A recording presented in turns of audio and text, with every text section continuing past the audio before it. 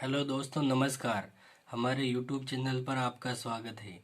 अगर आप इकोनॉमिक्स के स्टूडेंट हैं और नेट जेआरएफ की तैयारी कर रहे हैं तो हमारे यूट्यूब चैनल पर बने रहेगा। अगर आपको हमारा वीडियो अच्छा लगे तो हमारे चैनल को सब्सक्राइब कीजिए और वीडियो को लाइक ज़रूर कीजिए। तो हम सीधे वीडियो पर चलते हैं।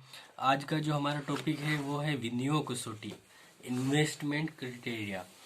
तो विनियोग कसौटी के बारे में हमारे नेट एग्जाम में पहले भी क्वेश्चन आ चुके हैं।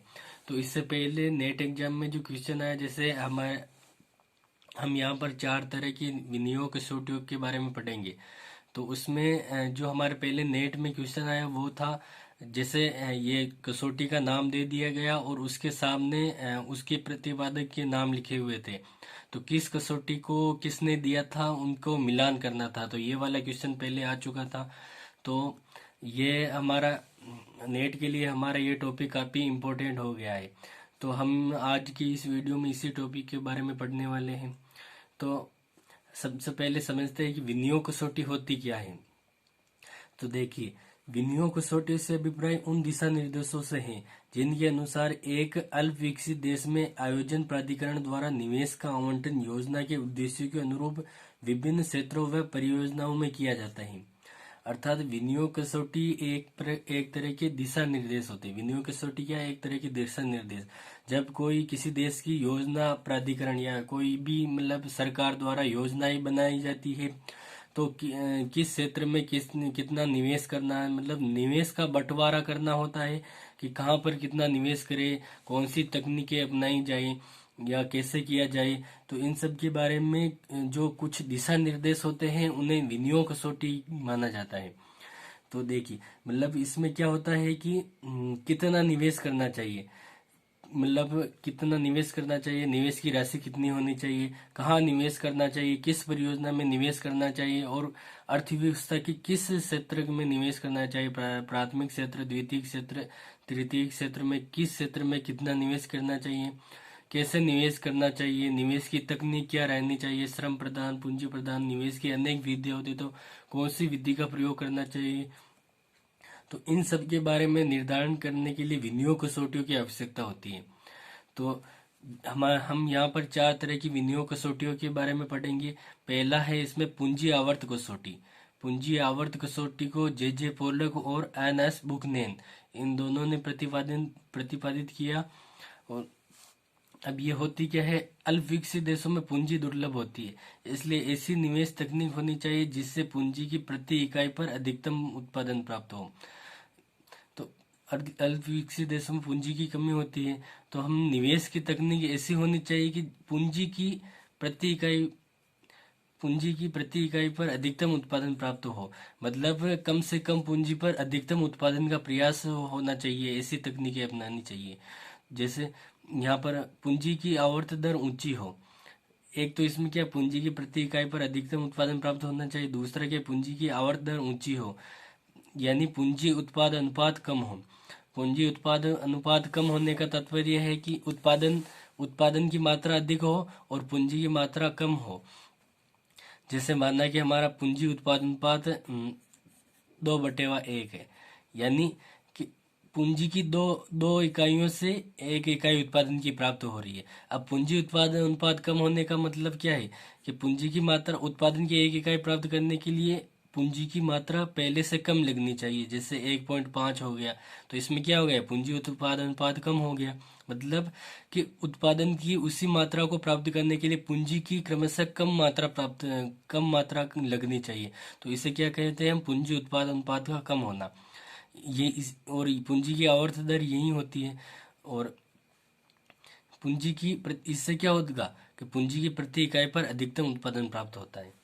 तो हमारी यह पूंजी आवर्त कसौटी है, जिसका हमें मेन तो ये याद रखना है, जैसे इसका प्रतिपादन जे पोलक और एन एस बुकनेन ने किया।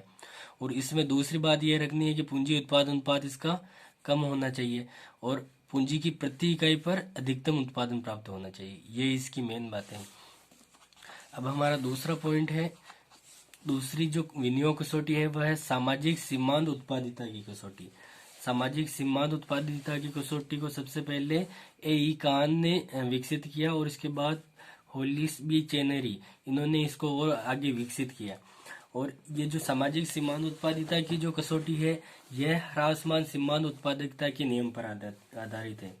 ये जो सामाजिक सीमांत उत्पादिता की कसौटी है, यह ह्रासमान सीमांत उत्पादन के नियम पर आधारित है।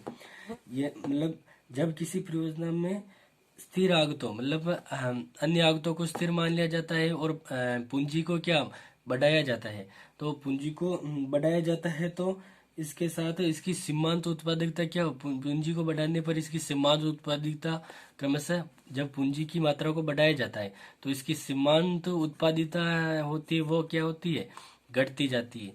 तो इसको कहाँ तक बढ़ाया जाए, तो इसको वहां तक बढ़ाना चाहिए जब इसकी जब जैसे ये एक परियोजना है और एक यहाँ पर दूसरी परियोजना है, तो इसकी भी सीमांत उत्पादिता घटती जा रही है, तो वहां लेवल तक घटाना चाहिए जहां पर इनकी सीमांत उत्पादिता समान हो जाए, घटते हुए समान हो जाए। तो मतलब सभी परियोजनाओं में इनकी जो सीमांत उत्पादिता क्या होनी चाहिए, समान हो जानी चाहिए, वहां तक घटाना चाहिए। और इससे क्या होगा कि राष्ट्रीय उत्पादन की अधिकतम मात्रा प्राप्त की जा सकती है। और ये जो कसौटी है ना, ये किसी जैसे ऐसा नहीं कि कोई प्राइवेट परियोजनाओं पर या सरकारी परियोजनाओं पर लागू, ये प्राइवेट हो या सरकारी हो, हर तरह की परियोजना पर यह निवेश कसौटी लागू होती है। अब हमारी तीसरी कसौटी है पुनर्निवेश कसौटी। पुनर्निवेश कसौटी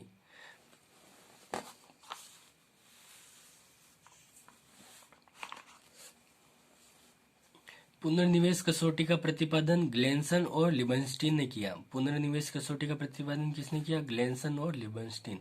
और जो पुनर्निवेश कसौटी, इसके दो अन्य नाम भी है, अतिरेक दर का सिद्धांत या सीमांत प्रति व्यक्ति निवेश गुणांक। तो ये दो इसके और अन्य नाम है, पुनर्निवेश कसौटी को अन्य नाम ही है।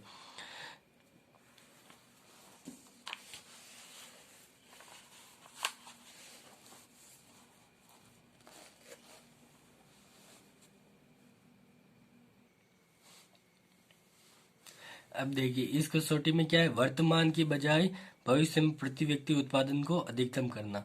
मतलब ग्लेनसन लिबनस्टीन का कहना है कि वर्तमान की बजाय भविष्य में प्रति व्यक्ति उत्पादन अधिकतम होना चाहिए, वर्तमान की बजाय भविष्य में उत्पादन को अधिकतम करने पर बल देता है।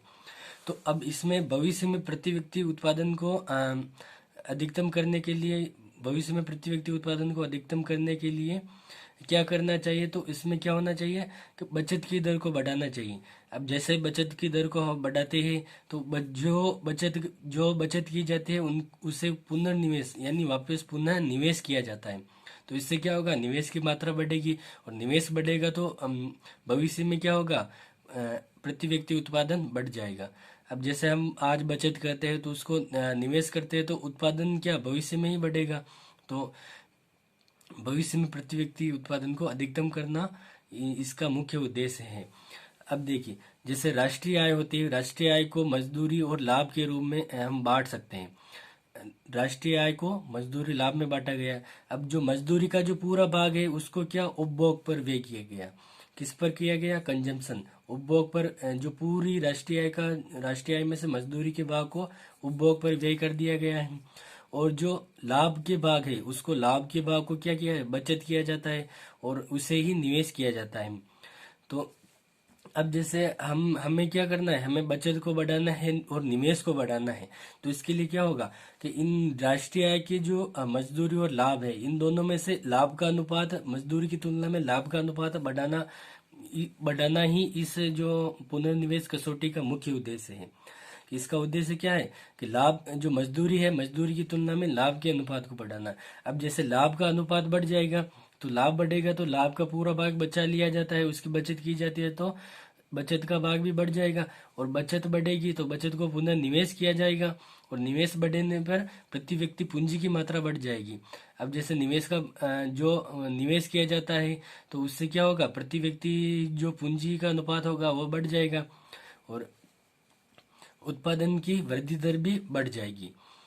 अब लाभों को अनुपात को बढ़ाने के लिए क्रांतिक न्यूनतम प्रयास आवश्यक है। जो लाभों का अनुपात, राष्ट्रीय आय को मजदूरी और लाभ में बांटा गया है, और मजदूरी की तुलना में लाभों का अनुपात बढ़ाना है, तो इसके लिए हमें क्रांतिक न्यूनतम प्रयास की आवश्यकता होती है। और लाभ की दर का जो है ना, इसमें ये एक फॉर्मूला है जो ग्लेनसन लिबिंस्टीन ने दिया था कि इसमें निवेश अतिरेक की दर के बारे में है कि इसके बारे में कैसे बढ़ाया जाए। तो इसके बारे में एक फॉर्मूला है P-EW/C। तो यहाँ पर P किसको दर्शाता है? प्रति मशीन उत्पादन, और E प्रति मशीन श्रमिक, W वास्तविक मजदूरी दर, और यहाँ पर C किसको दर्शाता है? मशीन की लागत को। तो हमें क्या करना है? हमें R यानी निवेश अतिरेक की दर को बढ़ाना है। तो इसके लिए इसे कैसे बढ़ाया जा सकता है कि इसे बढ़ाने के लिए हमें या तो P को बढ़ाना होगा, P यानी प्रति मशीन उत्पादन को बढ़ा दिया जाए तो निवेश के अतिरेक की दर बढ़ जाएगी। और या फिर यहाँ पर ये वास्तविक मजदूरी दर को कम कर दिया जाए, या प्रति मशीन श्रमिक जो मशीन की जो लागत है वो घट जाए। तो इन सब के द्वारा हम क्या करना, इन सब के द्वारा हम निवेश अतिरेक की दर को बढ़ा सकते हैं। तो हम ये जो तत्व है ये वाले, इनको तो क्या, इनमें तो कमी करनी होगी। अगर निवेश की दर को बढ़ानी है तो इनको तो इनमें कमी करनी होगी, और या फिर इसे बढ़ाना होगा, प्रति मशीन उत्पादन को। तो अब हमारी चौथी कसौटी है काल श्रेणी कसौटी। ये दी है अनके सेन ने। काल श्रेणी कसौटी, काल यानी समय है, तो इसे नाम से स्पष्ट है कि दी हुई समयावधि में उत्पादन को अधिकतम करना। एक समयावधि दी होती है तो उसमें एक निश्चित समयावधि में उत्पादन को कैसे अधिकतम किया जाए, तो यही इस कसौटी का तात्पर्य है। तो हमारे ये आज का टॉपिक पूरा होता है, और ये हमारे नेट के लिए काफ़ी इम्पोर्टेंट टॉपिक है। ये जो टॉपिक है नेट के लिए काफ़ी इम्पोर्टेंट है, क्योंकि यहाँ से पहले भी क्वेश्चन आ चुका है और आगे आने की पूरी संभावना है।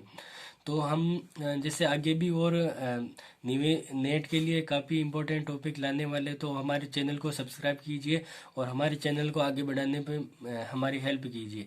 धन्यवाद। वीडियो देखने के लिए आपका धन्यवाद।